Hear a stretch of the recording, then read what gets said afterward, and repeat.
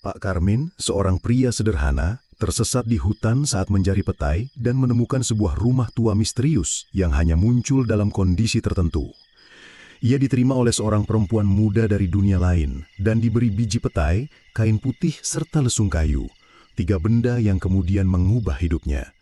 Pohon petai yang ditanamnya tumbuh cepat, berbuah tanpa henti, dan memiliki rasa yang menenangkan jiwa. Namun petai itu tak bisa dijual atau dimanfaatkan dengan serakah. Saat ada yang mencoba mencuri atau membeli secara paksa, selalu terjadi hal aneh.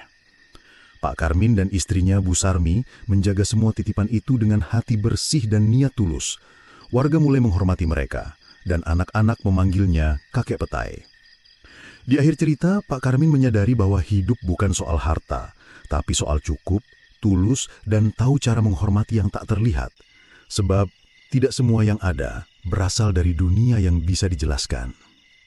Sebelum lanjut ke cerita, yuk isi kehadiran di kolom komentar, tulis dari mana Anda menyimak cerita ini. Dan yang belum subscribe, jangan lupa untuk tekan tombol subscribe serta nyalakan loncengnya supaya tidak tertinggal kisah-kisah horor menarik lainnya. Semoga semua yang sudah subscribe dan ikut mendukung channel ini diberikan kelimpahan rezeki, kemudahan dalam setiap langkah hidupnya, dan ketenangan lahir batin. Amin. Bismillah, mari kita mulai ceritanya. Langit pagi itu kelabu. Angin bertiup lambat, seperti menahan sesuatu yang belum ingin jatuh. Burung-burung hanya berbunyi sebentar, lalu diam. Di depan dapur, Bu Sarmi melipat tangan di dada, berdiri mematung sambil menatap suaminya yang tengah mengganti sendalnya dengan sepatu bot usang. "Pak, sudah saya bilang, jangan berangkat hari ini. Lihat langit itu, hujan pasti turun," ucap Bu Sarmi pelan, namun penuh desakan. Pak Karmin mengangkat ranselnya ke pundak. "Petai udah keburu tua kalau ditunda lagi. Sayang, Sar." "Lah, tapi nyawamu lebih sayang, Pak. Bulan lalu Kang Rohim hampir hilang di sana. Sekarang jenengan mau nyusul." Pak Karmin menarik napas panjang. "Saya tahu jalur nih. Hanya sampai pohon petai yang di dekat batu besar. Paling 1 jam sudah pulang." "Langit itu, Pak, bukan langit yang biasa. Rasanya ndak enak di dada saya." Pak Karmin mendekat, menepuk bahu istrinya. "Doake saya pulang bawa pete dan tetap utuh yo." Tanpa menunggu jawaban, ia melangkah keluar. Jalanan tanah mulai lembab. Di kejauhan, gemuruh perlahan terdengar. Pak Karmin mempercepat langkah. Di pundaknya, ransel tua bergoyang seiring tubuhnya, menyusuri jalan setapak menuju hutan. Pepohonan menyambut dengan daun-daun yang bergoyang malas. Suasana sunyi. Hanya terdengar bunyi ranting kecil yang patah saat diinjak. Ia hafal medan ini. Tanjakan kecil, lalu belok kiri melewati pohon aren, lalu turun sedikit ke ceruk di mana pohon petai itu tumbuh.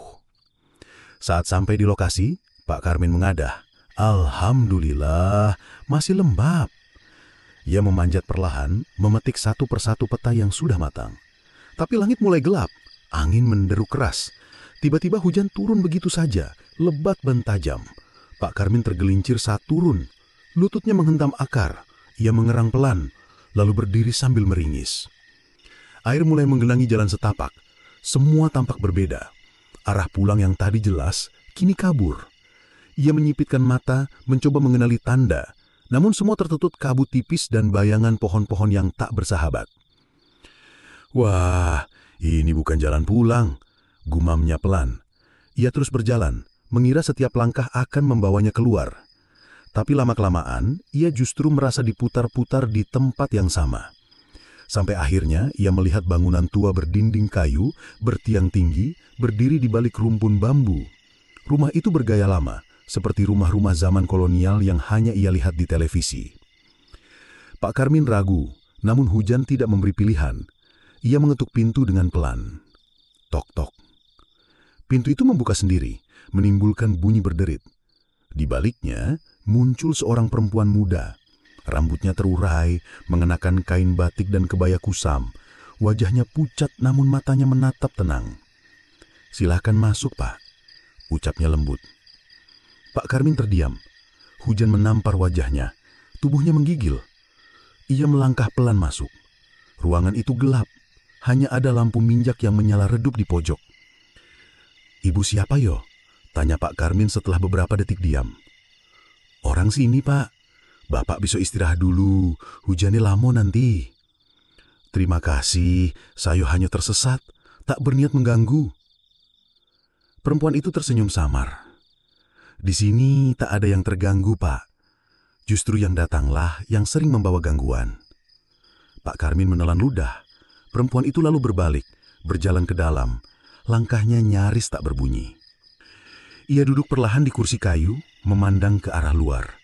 Hujan masih deras, tapi yang membuatnya tak nyaman adalah keheningan rumah itu. Tidak terdengar suara lain selain detak air dari genteng tua. Pak Karmin memperhatikan sekeliling. Foto-foto lama tergantung miring di dinding. Beberapa kursi reot berjejer di sudut ruangan. Tidak ada suara jam, tidak ada suara televisi, hanya dirinya dan perempuan itu. Entah mengapa, udara di dalam terasa lebih dingin dibanding di luar. Ia menarik napas dalam-dalam. Bu, boleh saya tahu, ini rumah siapa? Perempuan itu menoleh. Rumah ini memang untuk orang-orang yang tersesat, Pak. Pak Karmin menelan ludah, matanya mulai bergerak waspada. Tangannya mengepal di atas lutut, dan entah kenapa, keringatnya dingin, meskipun ia baru saja diguyur hujan. Pak Karmin duduk kaku di atas kursi kayu payunjang yang terasa dingin dan keras. Suasana rumah itu sunyi, terlalu sunyi. Padahal di luar hujan masih deras. Tapi anehnya, tidak terdengar suara rintik air atau angin. Hanya keheningan, seperti rumah ini tidak berada di tengah hujan yang barusan mengguyur tubuhnya. Perempuan muda tadi datang dari dalam, membawa nampan kecil dari rotan. Di atasnya ada 2 cangkir tanah liat. Uap tipis mengepul dari salah satunya. "Silakan diminum, Mbak," ujarnya sambil meletakkan cangkir itu di meja kayu yang permukaannya retak halus. Air pandan, biar hangat sedikit tubuhnya. Pak Karmin menyentuh cangkir itu. Hangatnya pas. Ia ragu sejenak, tapi akhirnya menyeruput perlahan.